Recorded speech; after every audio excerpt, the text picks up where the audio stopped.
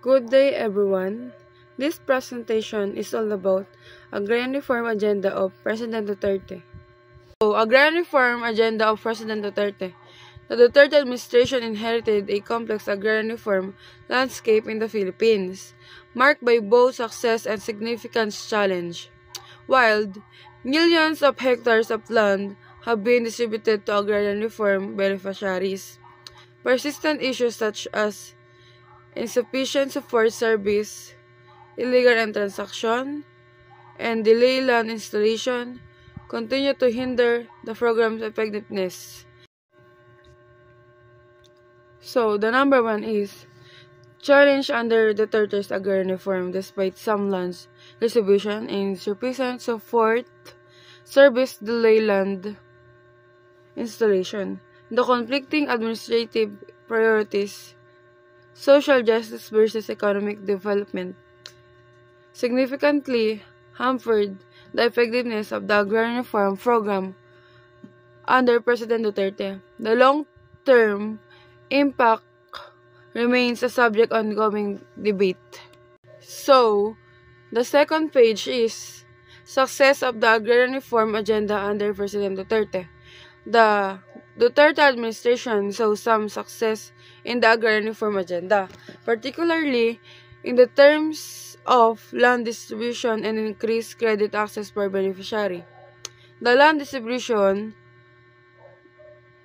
is 4.8 million hectares of agricultural lands to 2.7 million agrarian reform beneficiaries. So, number 2 is success under Duterte's agrarian reform.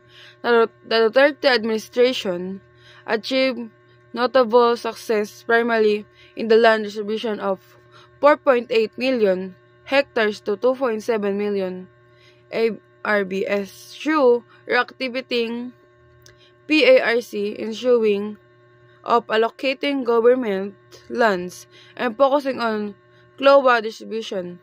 So, the increased credit access via the Land Bank of the Philippines also added beneficiaries. The third page, credit access, agrarian reform cooperatives, and unbanked ARBS gain increased credit access through the Land Bank of the Philippines.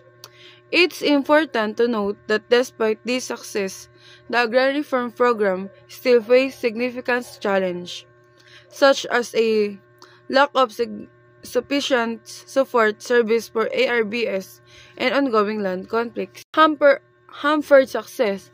While increased credit access was a positive development, the overall success of agrarian reform remains limited due to inadequate support service for ARBS and persistent land conflicts. Significant change of the agrarian reform agenda of President Duterte. Insufficient support service. A major change was the lack of sufficient support service for agrarian reform beneficiaries. Number 4 is insufficient support service. The lack of insufficient support service for ARBS during Duterte's presidency is highlighted as a major obstacle.